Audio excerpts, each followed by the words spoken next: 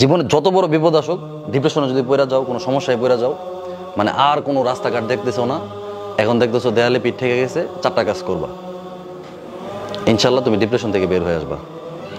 সর্বপ্রথম কাজ হইলো 2 রাকাত নামাজ পড়ে ফেলবা। উজু করে 2 রাকাত নামাজ পড়ো। নামাজ পড়ে তুমি আল্লাহ তাআলার কাছে পরামর্শ চাইবা, আল্লাহ আমি তো এই সমস্যায় পড়ে গেছি, আমার তো হঠাৎ করে বাবা মারা গেছে, আমি তো এখন চোখে কিছু দেখতেছি না, আমি তো এই অন্যায়টা করে ফেলছি, আমি কি করব? আল্লাহ তাআলা তোমাকে পরামর্শ দিবে। এই কথাটা আমার এক আপা ওই দিন বলতেছে, আমি একটা সিদ্ধান্ত নিয়েছি, নেওয়ার পরে আমি টেনশনে পড়ে গেছি যে হায় হায় আমি এখন কি করব। তো আমার আপা আমাকে বলতেছে যে তুমি কাজ করো, 2 রাকাত নামাজ পড়ো, নামাজ পড়ে আল্লাহ তাআলার সাথে পরামর্শ করো। আমি চিন্তা করছি আল্লাহ তাআলার সাথে পরামর্শ করবো কিভাবে। 2 রাকাত নামাজ পড়ছি, নামাজ পড়ে আমি আল্লাহকে বলছি যে আল্লাহ আমি তো এমন একটা সিদ্ধান্ত নিছি, কি করব। তখন দেখি আমার মাথায় নানান চিন্তা আসতেছে, বুদ্ধি আসতেছে, পজিটিভ, বুঝছো? ডিপ্রেশনে পড়ে গেলে প্রথম চেষ্টা করবা 2 রাকাত নামাজ পড়া। দ্বিতীয় যে কাজটা করবা, একা থাকবা না। হ্যাঁ, ধরো তুমি একটা খারাপ পরিস্থিতি পড়ে গেছো, রুমে দরজা টরজা বন্ধ করে একদম হায় হায় আমার সাথে এটা কি হয়ে গেল, তখন তোমার মাথায় খারাপ চিন্তা আসবে। কি চিন্তা আসবে? তখন মনে হবো যে আমি উল্টাপাল্টা কিছু করি। আরবিতে একটা প্রবাদ আছে, ওতলাতুর রাসি দুক্কানু শয়তান। খালি ব্রেন হচ্ছে শয়তানের রাস্তা না। কিসের রাস্তা না? শয়তানে বাসা বাঁধে, শয়তানে দোকান বানায়। তাইলে যদি তুমি ডিপ্রেশনে পড়ে যাও, তাহলে একা থাকবা না, মানুষের মাঝখানে চলে আসবা। হাজার হাজার মানুষ যেখানে থাকে, তোমার আত্মীয় স্বজন যেখানে, তোমার ছাত্র ভাইরা যেখানে, তোমার বন্ধু বান্ধব যেখানে, তুমি ওইখানে চলে যাবা। তখন উল্টাপাল্টা চিন্তা আসবে না। কয়টা হলে? 3টা। নামাজ, রুমে একা থাকা যাবে না, মানুষের সামনে চলে আসবে।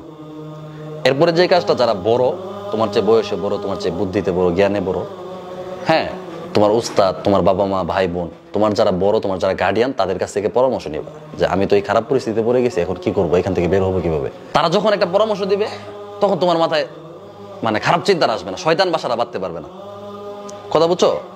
আর তোমার মাথায় যদি কেউ পরামর্শ না দেয়, তাহলে তোমার মাথায় নেগেটিভ চিন্তা আসবে, খারাপ চিন্তা আসবে, উল্টাপাল্টা চিন্তা আসবে।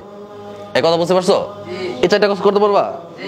যে কোনো সময় খারাপ পরিস্থিতি আসতে পারে, আসলে এই 4টা কাজ করে ফেলবা। প্রথম কাজটা করলে দেখবা আলহামদুলিল্লাহ একদম শান্তি হয়ে গেছো, নামাজে দাঁড়ায় যাবা, একা থাকবা না।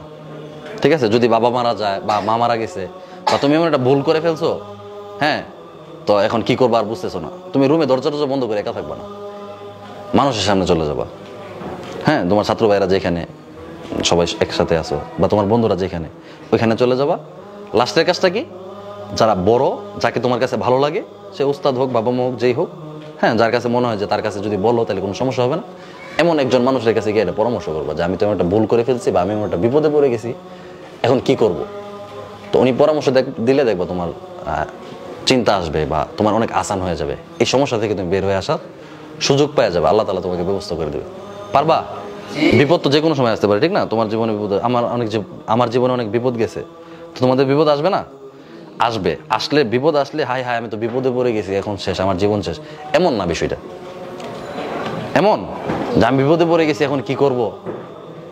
অনেকে আছে বোকা, দরজা মরজা লাগাই থাকে, পরে শয়তানে এসে আত্মহত্যা করে যে আত্মহত্যা করে সে কোথায় যায়? জাহান্নামে যায়। আত্মহত্যাকারীর কোনো মাফ আছে? সে ডাইরেক্ট জাহান্নামে যাবে। আত্মহত্যা করার সময় মৃত্যুর আগে যে যন্ত্রণাটা হয়েছে, এই যন্ত্রণা সারা জীবন, মানে কিয়ামতের পরে আর কোনো মৃত্যু নাই, আমৃত্যু সে এই যন্ত্রণা উপভোগ করবে। কষ্ট না অনেক? মৃত্যুর আগের কষ্টটা, এই কষ্টটা সে সারাক্ষণ পাইতে থাকবে, এটার কোনো শেষ নেই। তো শয়তান নানান খারাপ পরামর্শ দিবে, তো শয়তানকে পরামর্শ দেওয়ার সুযোগই দিবা না, রুমে একা থাকবা না। খারাপ লাগতেছে, সবার সামনে চলে যাবা। খারাপ লাগতেছে, নামাজ পড়বা। খারাপ লাগতেছে, বড়দের পরামর্শ নিবা। বুঝছো? মনে থাকবে সবার?